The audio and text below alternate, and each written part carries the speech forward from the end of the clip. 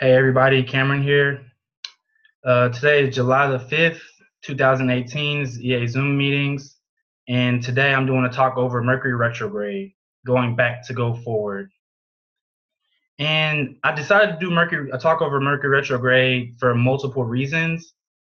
One of the big reasons is so many retrogrades going on right now, and I kind of figured that a lot of people will be talking about a lot of the other ones. So I didn't want to leave Mercury out, especially since it goes retrograde so many times. I feel like it's really important that we get an understanding of how Mercury retrograde works in general, natally, and like within our charts as well. So another reason why is because in the 2 days actually it's going to its pre-shadow.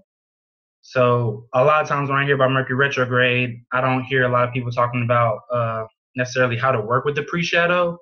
So I kind of been like navigating that to see how it works for me, and just gonna offer that up to for everybody else to tune into. Let's see here. Okay, yeah, and just the general archetype of retrograde, it's always going back to go forward, and a lot of things with astrology, to me, it's like it seems like things are going forwards, but sometimes they seem like they're going backwards, kind of like retrograde, or also the nodes. It's like the nodes are so important in it, they're going backwards while we're going forwards. And also understanding that forwards and backwards are just abstracts in the mind a lot of times. Well, because in the present moment, then everything's happening. It's always happening now. Also, let's see here. Also, I had an experience back during the last Mercury retrograde. At the end of it, when the Hawaii volcano erupted, I'm pretty sure you call it Mount Kaleu. I forget how to say it, but after it erupted, the night after, I like woke up and I was guided to just go look at it. And I don't work with events in astrology quite yet. Well, I guess now I do, but I never did before. So it was really interesting. It's like my heart like opened up and it was like, go look at this. And it was really strong, so I had to listen, of course. And then I looked at it and so many things came up, and especially like corresponding to me. So it was like really relevant. So even looking at this chart right here, Pluto was conjunct my Venus retrograde. I have also my south. I have two planets. Two of my south node planets are there as well. And also, if you look at this chart, the ascendant is 15 degrees 53 Leo, which is conjunct my south node. So it was just really profound that in this very moment, I was guided to speak about something or go look at something, and there was things in the chart that corresponded directly to me. Also, it made me think, if when this happened, right when Mercury went post shadow and it ended, what else could I find that's occurring when things are ending at the post shadow of Mercury retrograde? So that really intrigued me. Also, it's not indicated in this chart, but the asteroid Hawaii is almost directly conjunct Mercury right there in this chart. So I thought that was like really profound. Also, a few days after it, I was sweating. I was like sweating so much, and it just really made me feel like I was so connected to this event. Whatever was going on, it was like in some way I was connected to it, and that's even evidenced right now as I speak. Let's see here. Okay, yeah. Also, I wanted to talk about Uranus was about to move into Taurus, and this volcano has continually been going on ever since it erupted on May the 4th. And it's caused, they said, over 4,000 earthquakes. And I'm just like, wow, Uranus and Taurus is it's right there. It's right there, you know? So to the archetype of Mercury retrograde. And I put this up here because a lot of people are visual learners. So I put this one and another one up there. And I like to tune into pictures a lot, or like symbols. So when I look at this, it made me feel like Mercury, the mind, is just like making this dance around the sun, and it's just, it's starting out over here, and it's coming over here in its regular motion.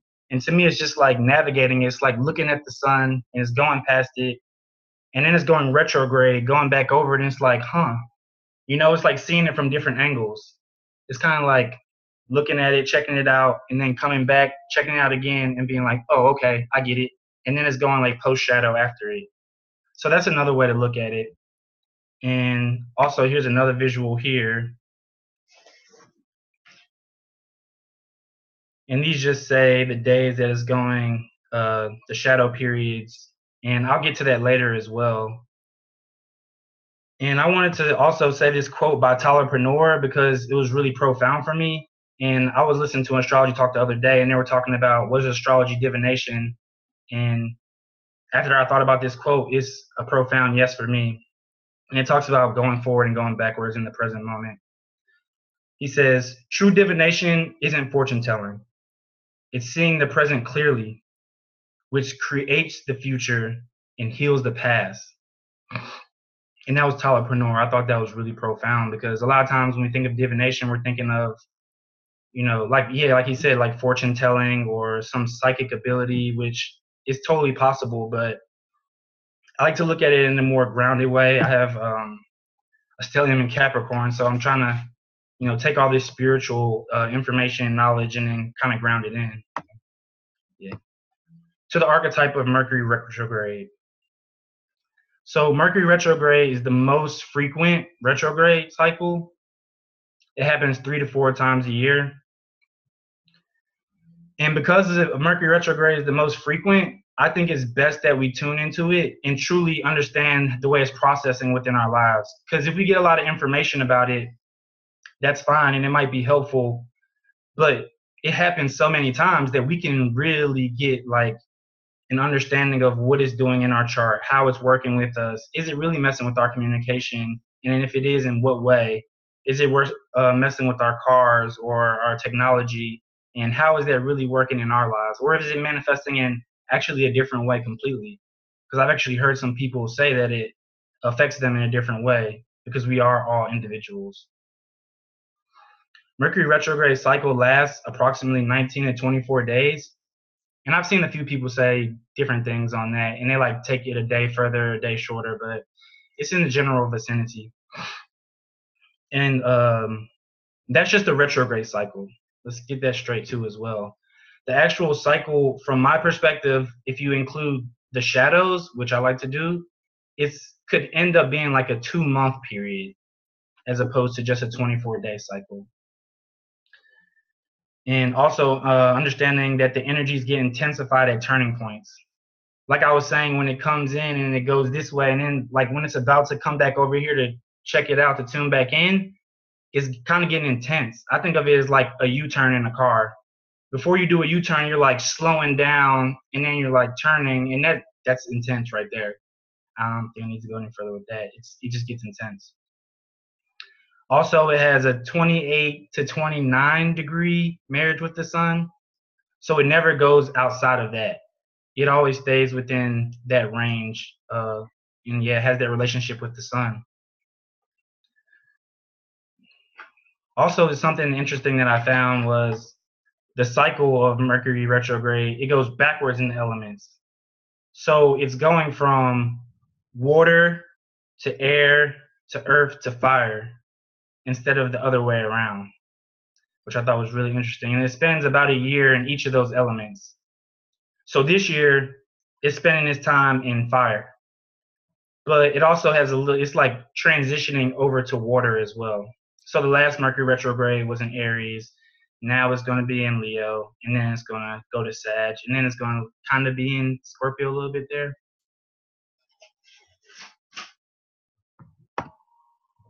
Okay, Mercury retrograde.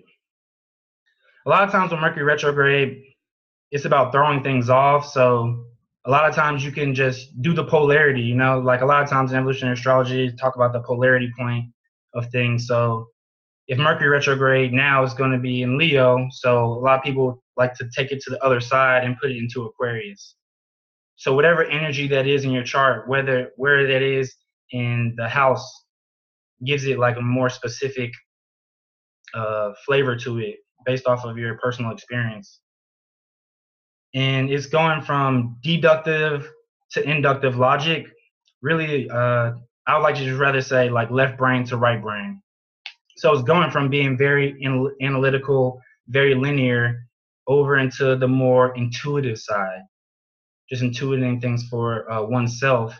And I think that is why that is about throwing off information, throwing off, especially if it's excessive information from outside of ourselves.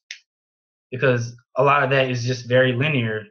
This is this, this is this, this is that. When we throw that off and tune in for ourselves, it's intuitive. We don't need information from someone else. Yeah. Also, it can be a call to slow down and just unplug, especially with the Mercury retrograde cycle that's coming up now with all of these retrogrades.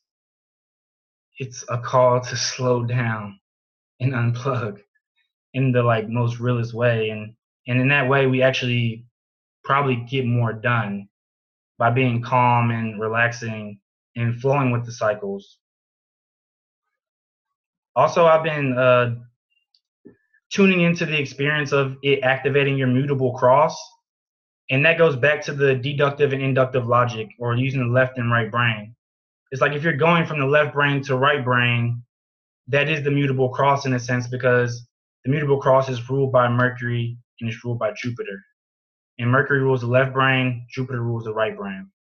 So tuning into wherever houses are the mutable houses and where your mutable signs are on your chart can give further detailed information on what could be occurring, or really something to tune into to honor and understand your experience more. And also, it's a time to communicate with clarity. A lot of times when you hear about Mercury retrograde, it's about not signing contracts or not doing this, doing that. And I think it's more about just, yeah, having the clarity and communication, repeating back things to people. It's like, okay, let me get this straight, because it is Mercury retrograde and I'm about to sign this contract, because we can't always stop our life for a Mercury retrograde. So let me get this straight. You mean this, this, and this. So it's like time to just pay attention to the details on things like that when it comes to day-to-day life, especially if we're not getting a chance to slow down. It's like we at least need to take that time to slow down and make sure that we get things right. Natal Mercury retrograde. I know a good amount of people who have natal Mercury retrograde, so I have a pretty good experience of this. The first thing that always comes up is rethinking can turn into doubt if it's not refined. In this world, there's so much information already, and people aren't catered to just because they have Mercury retrograde. So if someone internally is rethinking things and then everybody else is telling them things, and they don't even have the awareness that they have Mercury retrograde to throw it off, it can turn into doubt very easily. But once we find awareness of that, it can become very, very refined. To where it's like not necessarily you just throw off all information, but let information come in, see if it feels good to you intuitively, see if it feels good to you in your path, because if it is, then you can refine that and just make it yours. And then everything else falls off. That's what refinement is about. Also, they have keen thought functioning, which keen thought functioning can mean a lot of things. I kind of have this spectrum with that.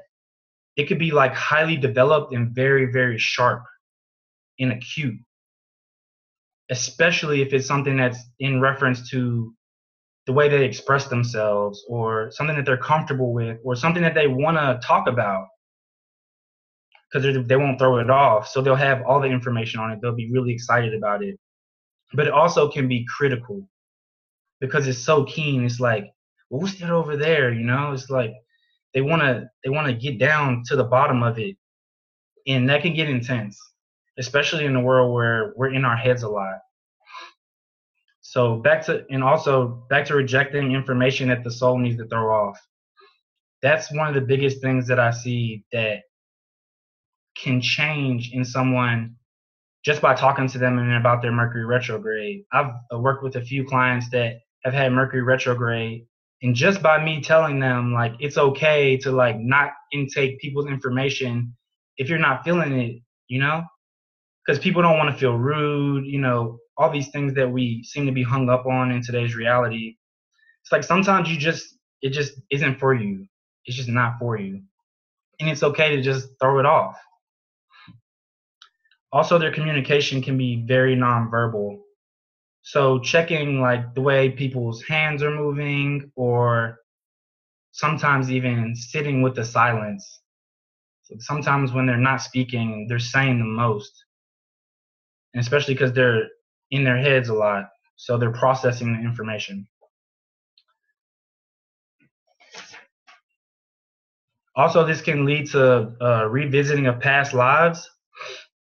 The way I see this is like Mercury is the messenger of the gods, and it can coordinate like between the unconscious mind and the conscious mind. So it's like sending messages back and forth between the two. So in that way, our unconscious content comes from our past lives or lives outside of the one that we're currently in right now. Let's just say it that way. So in that way, yeah, they can just make the connections really well a lot of times. They also can go through cycles of animation and withdrawal.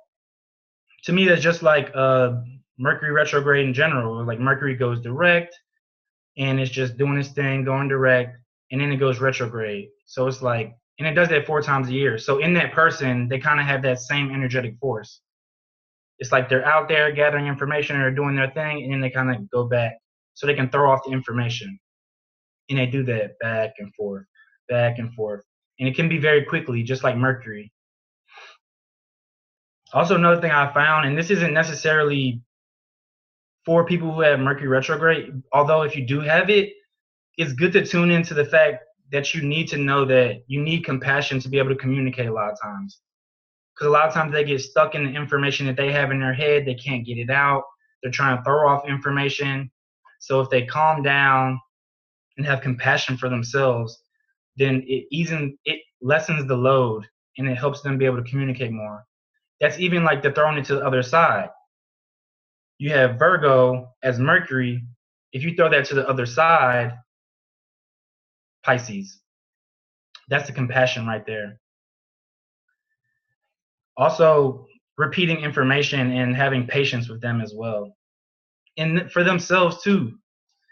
If you can't get something out, if you can't speak it, if you just hold it in, you know, you're not really developing your ability to actually be able to get it out and not, you know, feeling dumb or feeling less than or anything like that for not being able to express yourself like you want to.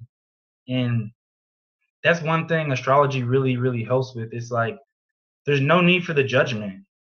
We can just be who we are, see things how we see, and just become individuated, you know? Because the world is so homogenized, it's like everybody thinks that everybody's supposed to communicate well or do this or do that. So understanding that we're all different, it just lessens everything. Also, when Mercury is in retrograde, they're released from their retrograde function.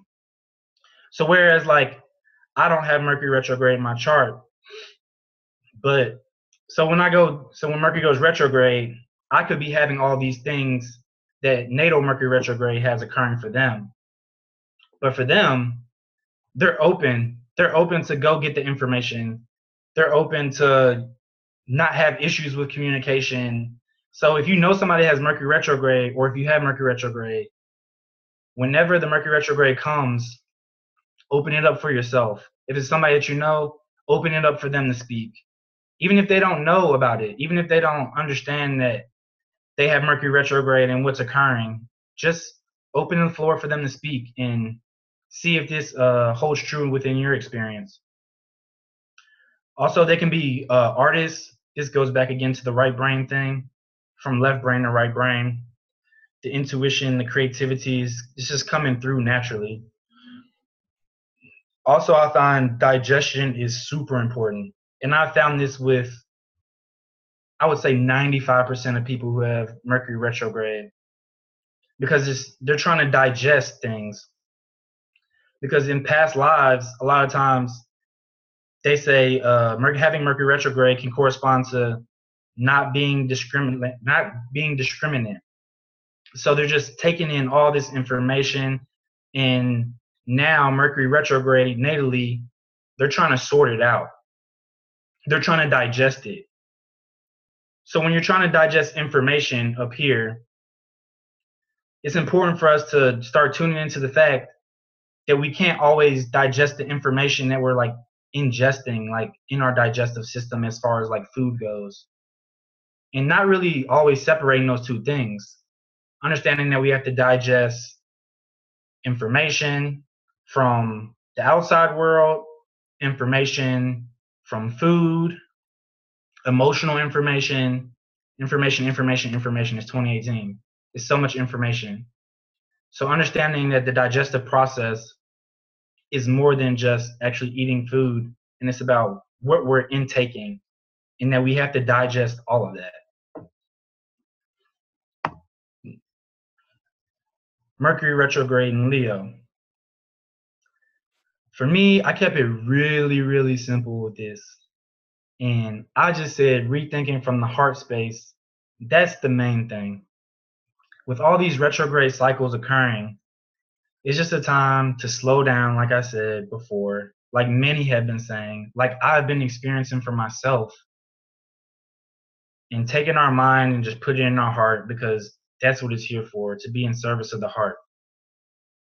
So what are we trying to actualize? What are we trying to create in this reality? We can use our mind because it's a tool to access what it is that we're truly trying to accomplish. And yeah, so what is the fire trying to communicate? Because this whole year, like I said before, Mercury retrograde is going to be in fire signs for the most part. Actually, for the whole year, it's going to be in fire signs for about 6.5 months out of the whole year. So over this year, it's in fire signs like the whole time.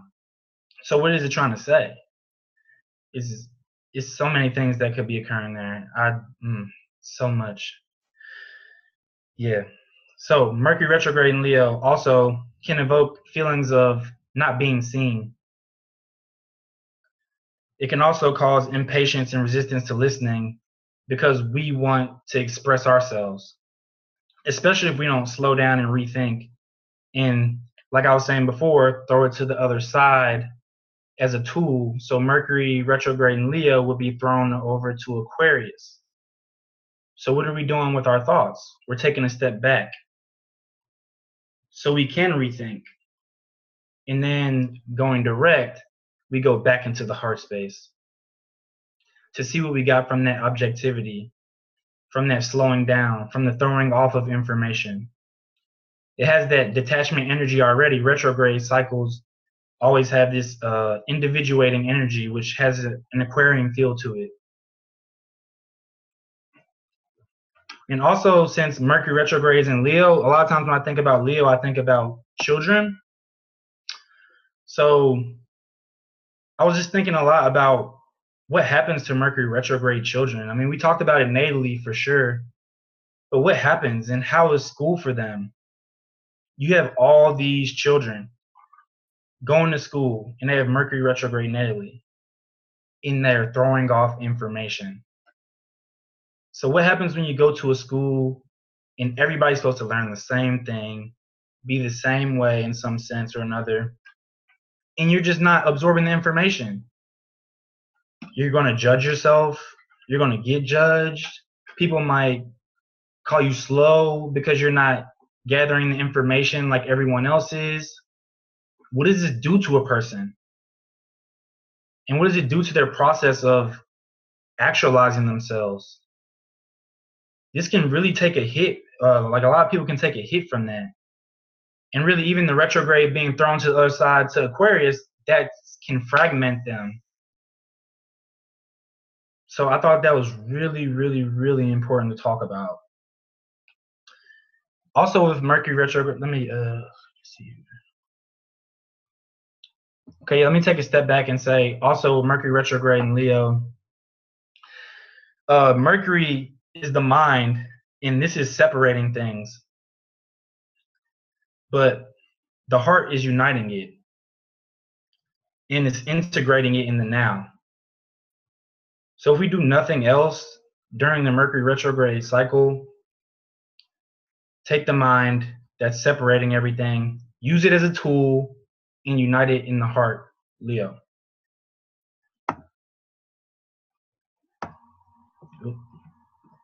Okay, so I have this little thing right here. It's just a tool to use for this Mercury retrograde cycle, and even Mercury retrograde cycles going forward, to keep a journal. And since it's, we're talking about the pre-shadow preparation, the pre-shadow starts July the 7th, which I'm going to get to that in a second.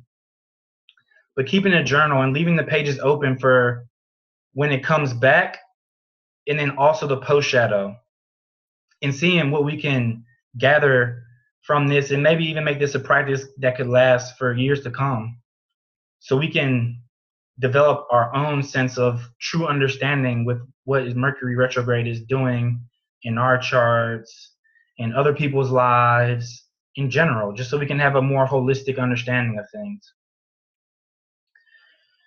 So the things that I'm going to keep in my journal personally, I'm going to tune into the topics that are being communicated. And what I mean by that is more so, what dialogues am I having with people that are energetically charging for me?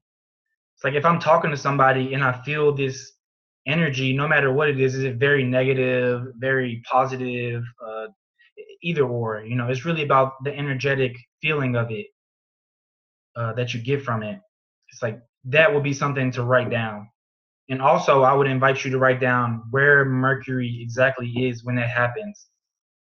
So when you do that and you're leaving these other pages open, you might get some really nice aha moments in there. Just like I did with the post shadow of the last one, because I actually started doing that last Mercury retrograde cycle, but closer to the end of it, I kind of went back in the phases. But this time, I'm actually going to start from the very beginning. Also, consciously guiding your thinking to actualize the whole process. It's not just about going back to go forward. It's about going forward also to going forward right now in the moment, so we can see how we can create things that we want, how we can actualize things. And understanding also the past, the future, it's always now. That's always so important to remember. Okay, so like I was saying before, Mercury retrograde pre-shadow starts in 2 days. So that's, for me, that's when it begins. And it's more subtle, and it does take more detailed time to work with it that way, but I think it's going to be really prosperous for me. I actually even scheduled 2 workshops on that day to get the pre-shadow on and popping, I guess you could say. Mercury retrograde stays in the pre-shadow until July the 21st, where it intensifies. Like I was saying before about the U-turn thing, when it's going this way, and then it intensifies when it's making that U-turn to go into this retrograde cycle. And it stations from July 25th to 26th. And during this time, we're going to have a partial solar eclipse. And it's this Star David pattern that Linda pointed out a long time ago, I'm pretty sure. And it just really wowed me how energetically charged this was. And there were so many things to think about in this chart. So I really just narrowed it down to the first thing that caught my eye. But I am going to talk about a few things here. Okay. So when I first was looking at this chart, the first thing that I tuned into was that the Star of David drawing right there, it's touching all feminine elements or yin elements, or however you like passive, you could say elements. So it's touching water and it's touching earth. So even everybody's talking about slowing down, and that just lends more energy to it right there.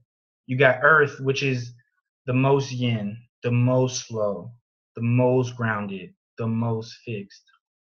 Then you have water, which is also yin, calming. It can be calming. It can be a lot of things, but it can be calming because emotional.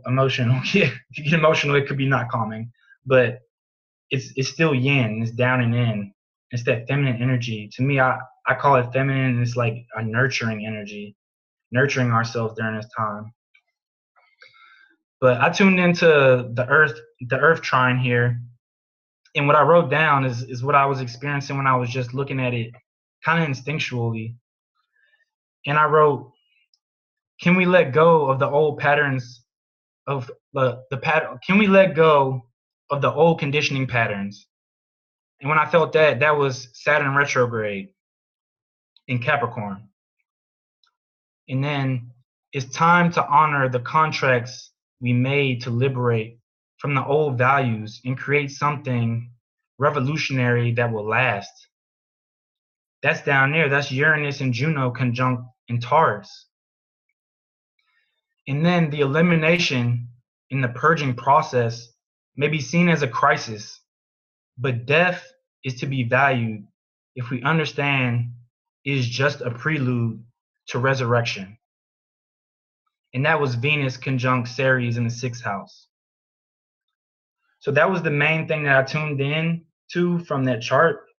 But also, as you see all these planetary nodes, it's really, really strong chart.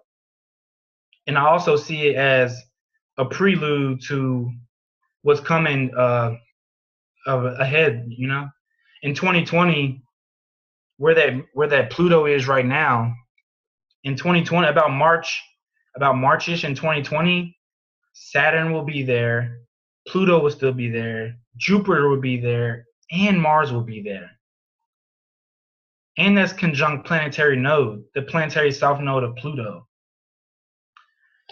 So that's just so potent. And then even we're talking about the Mercury retrograde cycle. So even looking at where Mercury is in that chart, it's right there conjunct the south node of Mars. It's just potent. So I'm not going to go too far in on that. Okay. So the Mercury retrograde cycle. Like I was saying, let's see here. Yeah, okay. So the Mercury retrograde cycle, July the 27th, that's a lunar eclipse. And Mercury retrograde is intensified there. No coincidence there. It's all language. The symbols speak. From July 31st to August the 13th, Mercury retrograde phase is just in its phase. August 14th through the 17th, Mercury retrograde is intensified, so it's doing that turn again. So let's go to the lunar eclipse chart. And this one is a total lunar eclipse. And I was tuning into this exact chart right here. So the thing I got from this, especially with the Mercury, is we're going to be rethinking how we actualize ourselves in reference to our beliefs. That's the Mercury retrograde in the 9th house.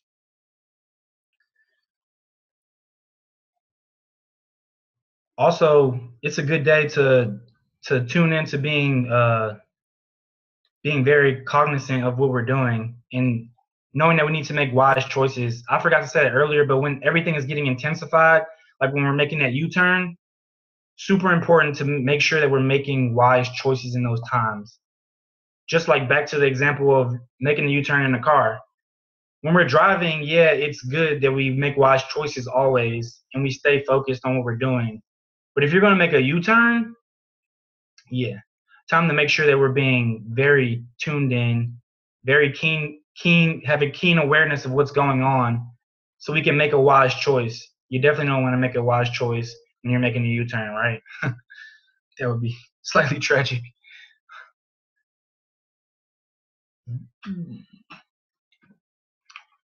Also, heaven and notes.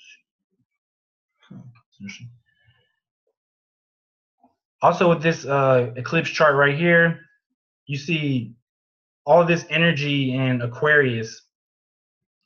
And a lot of times with that energy, a lot of people talk about liberation.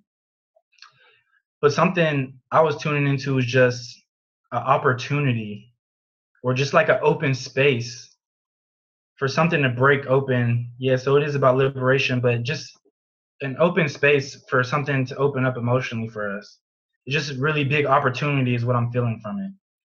And there's a lot going on in that chart, and I'm not necessarily into that much of projecting onto, the chart unless I'm feeling guided to. So I'm just going to leave it with that. But also tune into if anything is triggering you in that time, because it can be very telling. Okay, we got some.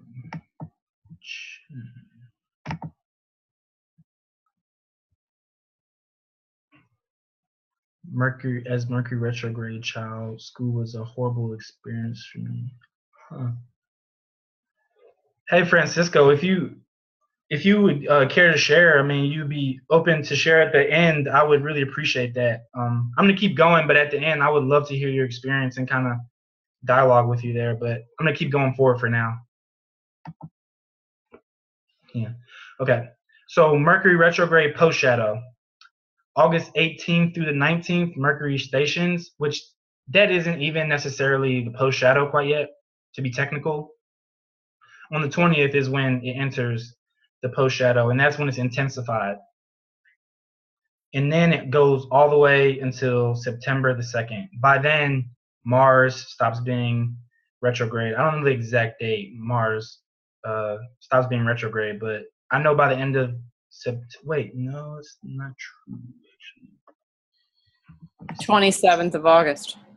Right. Okay, yeah, okay. Appreciate that. Yeah. Yeah, so it'll be done by then. And this is the chart for the post shadow ending. And just looking back on when I was talking about the Hawaii eruption, I came directly to this chart in the beginning, and I saw multiple things. First off, looking where Mercury is in Leo and thinking back, going all the way back. Actually, back to last year during the Great American Solar Eclipse. Look where the North Node is in this chart, in the 9th house. Look where Mars is. Look where the Sun is. Look where the Moon is. All of these things are conjuncting this Mercury. So I thought that was really interesting. And I don't necessarily have a lot to say about it, but really is more so an invitation for everybody to think back to what was occurring during that solar eclipse for you. What was the big start and beginning for you? Eclipse, start, beginning. Ending, beginning. Sorry about that. Yeah. So what was the big ending and beginning for you there? Because whatever it is, now I feel is the time to mentally organize that, Mercury, and actualize it, Leo. And then also I noticed this day right here was when the last time that Mercury and Saturn were conjunct. So if we go back to the post shadow retrograde, in the retrograde cycle, let's look here in the 6th house to where Saturn is. It's at 2 degrees, 33 minutes in Capricorn. Oh. If you look in this chart, that's almost exactly where it was the last time that Mercury and Saturn started a new phase. What's that meaning for me? What's that meaning for you? It can tell a lot. Because to me, Saturn It's like the boundaries in our consciousness, and especially now that it's retrograde, and we're restructuring that. We're restructuring the boundaries in our consciousness in an intellectual way. So to me, I look at it as what was happening then in January, and how are we now restructuring it in a mentally organized way. Also understanding this phase that it's going through right here. I think it's like getting closer to a trine here. So it's like the energy of it to me is like almost about to take this out into the world. So whatever boundary that we had that we were beginning to mentally organize, it's time to almost take that out into the world and do something with it. Also, there was something else here. Okay. Okay. Yeah, so just an invitation for everybody to tune into that, because I thought it was really, really interesting and unique that it would be in that spot. And like I was saying before, just an invitation for everybody to see what's happening during these post shadows when they're ending, even the pre shadows, and just when it's intensifying, when it's making those U-turns. It's just the fractal pattern is endless.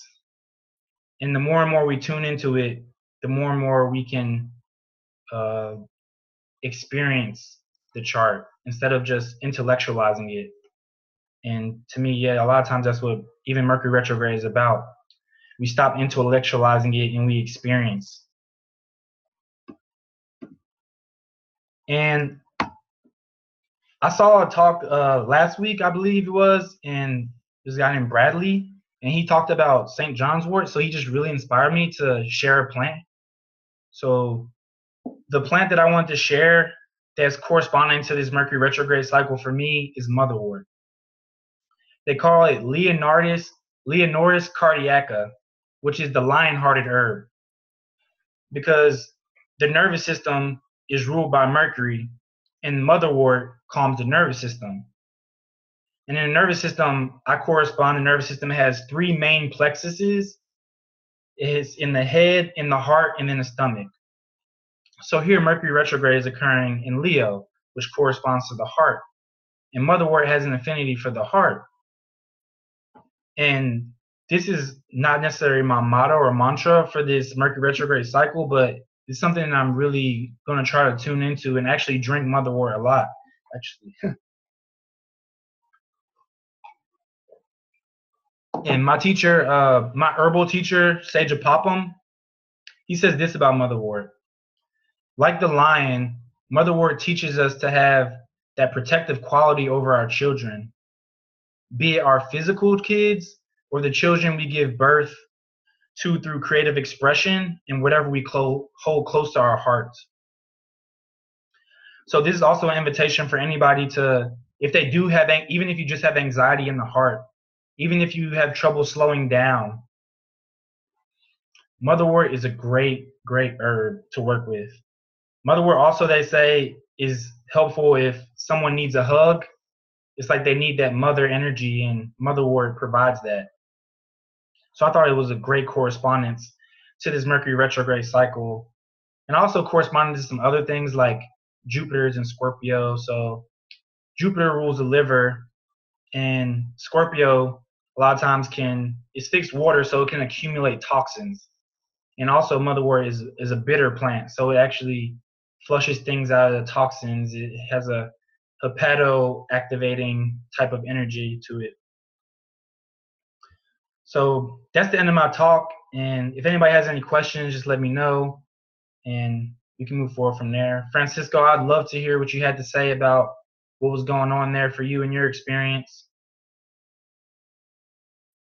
Right.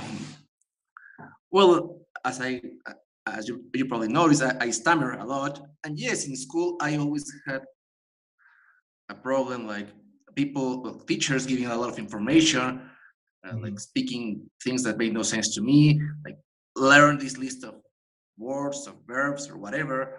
I could stay sit in front of a book for hours and understand nothing about the subject. I was considered either stupid or lazy. But then the semester or the academic year was over, and all of a sudden, I found that I was an expert in the subject. I mean, when all the pressure was gone, all the the exams, anything, I could just explain the subject better than any teacher. Know what I mean? Right. And then, well, this stammer thing brought me sort of a blessing in disguise, or a good lesson. It made me a good listener more than a speaker. And I work, well, I have my own business. I sell gas turbine parts. And I learned how to sell by listening, not by talking a lot. Right. Instead of being obnoxious salesperson who pushes products into people, I learned how to listen to my prospective customer, learn what he or she wants, and then come up with a win-win proposal. Not just a manipulative approach, but and honestly, what I know I provide for him that is good both for my customer and for my company. Right. That's beautiful. Yeah. I love that. Yeah, I mean that's a perfect example right there how it can slow down the yeah. Sorry. Give me a second here. Oh, yeah. Okay. Yeah. So yeah, that's a great example there. How like you like experienced that in the beginning, but this whole time you had this amazing gift to be able to intake information that was actually relevant for you, and it actually like is your gift to be able to tune into that very thing. Do you feel like that actually hindered you a lot, like in your process though, going forward? Like when you started out being a salesman, did you feel like you had issues with feeling like that you couldn't gather the information, or did it come natural to you to work with people? It came natural. Actually, ever since I started, I realized that people trusted me. And at first, I felt inferior to those who could speak very loudly and very rapidly. But then I realized that prospective customers trust me more than those people who were spoke a lot. Yeah, yeah, yeah. That's awesome. I love that. I love how you noticed the things that work for you. That's really potent, you know. And that is the thing to do. Thank you for sharing. But one more thing, if it's Yeah, okay. yeah. Actually, in school, thanks to this Mercury retrograde, I began to learn not for the exam, but for life, to really comprehend in depth any subject I wanted. Right. Taking my time, of course, not in a school time, my own time. Yeah, right, exactly. Yeah. And that's why the information was just being thrown off, because you didn't need to intake it in that way. You need to have a different digestion process of information. Right. And even continuing to going forward to tune into that, even when it comes to like your diet and things like that, that could be really helpful for you. I've been making changes in my diet because I understand immediately if I eat some type of food, my intuition goes like 0, or my I just don't function properly. Right, 1,000%. So Cameron, Ross would like to share something. Ross, Okay. Go ahead. Hey, hey, what's up, Karen? Hey, Ross, what's up? Can you see me in here, or is it too dark? I can see you. That's fine. Very dark. Cool. Yeah, I'm sitting here out on my porch. Thanks for like helping me figure all this out, man, and like being a guide on my trip and everything. But Cameron got me. He helped me figure out how to get on here. And thank you, Linda, for like doing all this. I've been watching you guys on YouTube for a long time, and it's been really fun participating in all this today. So, but I have a Mercury retrograde in Pisces in the 6th house, and I was just going to share with you, if you're interested, that really enjoyed school whenever I was younger, and pretty much was a straight A student all up until I went into junior high school, and then I became aware of all of the lies and weird stuff that I was taught with all the textbooks, and also there was one thing though that I was very against in school was the standardized testing that they had issued, and I remember it becoming very there were very exponentially more tests whenever George Bush had issued some kind of thing, and I remember being very angry about that and not wanting to take the test, but I was good at them, and so I was but then eventually when I went into junior high school, I pretty much did everything. I got the lowest grades that I could possibly get to still pass through high school, and I ended up not being able to. I still have a lot of trouble with math. Numerology, it really clicks with my brain, but I can't do algebra or anything, and I failed all those classes in my high school years. So that's interesting at all. Yeah, even looking at numerology, that's, to me, I mean, even though it is a system and it can get a little linear there, that's definitely a more intuitive understanding of numbers, you know. So even in that way, it's pointing back towards the energy of intuition and right brain. But yeah, I'm glad to see you're doing good, and I hope that sarsaparilla is helping, man. I'm glad you came in that day. Yeah, I'm doing good. There's a lot of crazy stuff that I had to figure out, and I'm so glad I met you, man. And I'm glad to be part of this Zoom meeting thing now, learning all this stuff. Astrology is like definitely something that having Mercury retrograde and everything else, it's really helpful. And Yeah, great, Russ. Thank you. Thank you for joining our group from Yeah. YouTube. Very interesting. Thank you. yeah, thank How many videos have you watched of ours? I would get on it. I would get on YouTube and look at it every couple weeks and just kind of click around. I've probably seen like anywhere from 20 to 30 videos of yours all the way through. Oh, I've learned so much from all of it. excellent. Beautiful. Well, Yeah, welcome. thanks. Nice to see you here with us. That's Yeah. great. So, Cameron, any final thoughts or comments from the audience? Hey, you guys. This is Wendy. Thank you for your presentation. Is it Cameron? I think it's Cameron.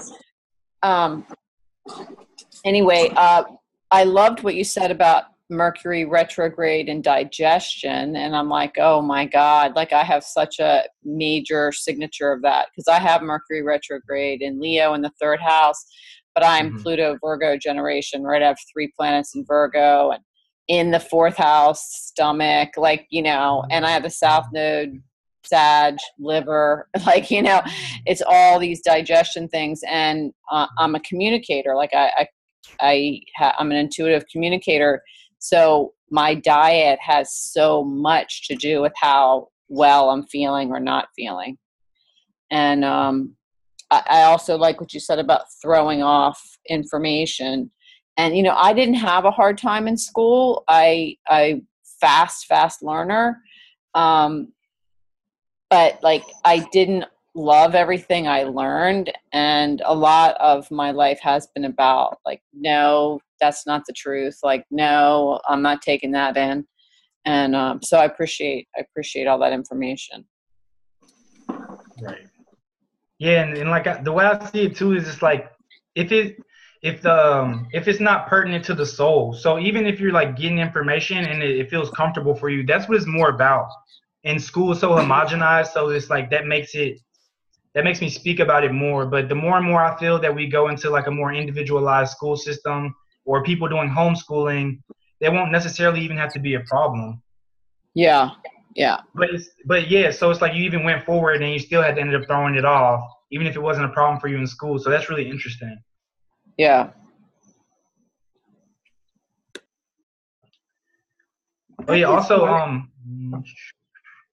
Also, if you were ever need anything about the health thing, I would love to talk to you or maybe exchange via like when you do the mini readings, and if we could do that, and I could do something for you with like plant medicine, that would be really cool.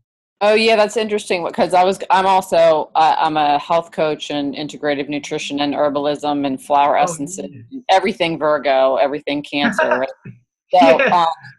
When I saw your motherwort thing, I was like, oh, that's so cool. Motherwort is awesome, so nurturing. So I actually thought about that too. So we should connect. Yeah, that would be great. Yeah, I would love to. That'd be awesome. Okay. Okay, guys, that brings us to the end of your meeting, Cameron. Thank you so much for an excellent presentation. Thank you. We'll see you next time for the next one. Beautiful. And also, I'd like to invite everyone to a mini community meeting coming up next, straight after this. So, see you all soon. Thanks again, Cameron. See you all next time. Thank you, Cameron. Appreciate y'all. Stay beautiful. You too. Before we go, Wanda has a comment. Oh, I just wanted to say really quickly, I also have Mercury retrograde. It kind of seems to be that slowing down period to question things, because we normally just, you want the sound bites, we want just the quick information, and the Mercury retrograde makes you analyze and say, does this make sense? And not just take it because, some authority said that's what it is. The Mercury retrograde is going to question, say, no, this doesn't make sense to me. That's all I wanted to say. Yeah, 1,000. I feel that. Very good point. Thank you so much, everyone. Bye for now.